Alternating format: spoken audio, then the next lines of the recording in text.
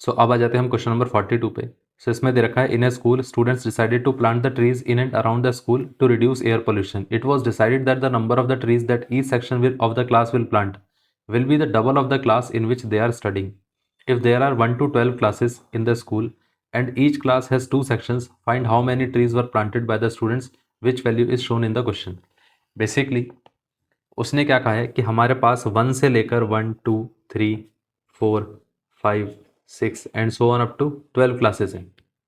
उसने कहा है कि यहाँ पर हर एक क्लास क्या कर रही है कि नंबर ऑफ ट्रीज को प्लांट कर रही है, और ये कहा गया है कि जितनी क्लासेस हैं उसके हिसाब से ट्रीज प्लांट होंगे. मतलब अगर क्लास 1 है तो वो डबल ट्रीज प्लांट करेंगे तो 2 टाइम्स ऑफ 1 हो जाएगा.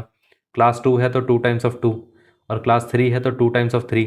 मतलब जिस क्लास में वो स्टडी कर रहे हैं उसका डबल रहना चाहिए. इतना क्लियर है? तो इस हिसाब से देखा जाए तो ये 2 हो जाएगा, ये 4 हो जाएगा, ये 6 हो जाएगा, फिर इसका कितना आ जाएगा 2 टाइम्स ऑफ 4 विच इज़ 8. ऐसे करते करते यहाँ पर एक कहाँ तक चला जाएगा, ये आ जाएगा 24 तक.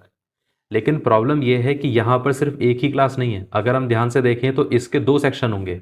मतलब ए सेक्शन हो सकता है और फिर दूसरा सेक्शन बी हो गया.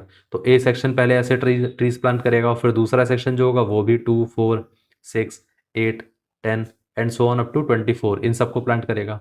तो अगर हम टोटल नंबर ऑफ ट्रीज की बात करें तो टोटल कितना आता है? तो टोटल आ जाएगा हमारे पास 2 + 2 which is 4, 4 + 4 8, 6 + 6 12, then 8 + 1 16, and then 10 + 10 कितना आ गया 20, and then so on up to 48. ये पार्ट क्लियर हो गया. अब हमें इसका सम बताना है कितना रहेगा. तो अगर हम टोटल की बात करें तो एस एन कितना आ जाएगा, वो आ जाएगा हमारे पास n/2 इंटू ए प्लस एल. अब हम ये वाला फॉर्मूला क्यों अप्लाई कर रहे हैं, क्योंकि हमारे पास लास्ट वाला टर्म भी पता है और फर्स्ट वाला टर्म भी पता है. अगर हम ध्यान से देखें तो इसके अंदर n कितना रहेगा, टोटल नंबर ऑफ क्लासेस कितनी थी 12 थी. तो मतलब टोटल नंबर ऑफ टर्म्स कितनी बनकर आएंगी, वो भी 12 बनकर आएंगी. अब कई लोग इसमें सोचते हैं कि भाई 12 कैसे बनेंगी, 2 सेक्शन है तो 24 बन जानी चाहिए. ऐसा नहीं है, क्योंकि हर एक सेक्शन का हम क्या कर रहे थे, एक ही टर्म तो बना रहे थे.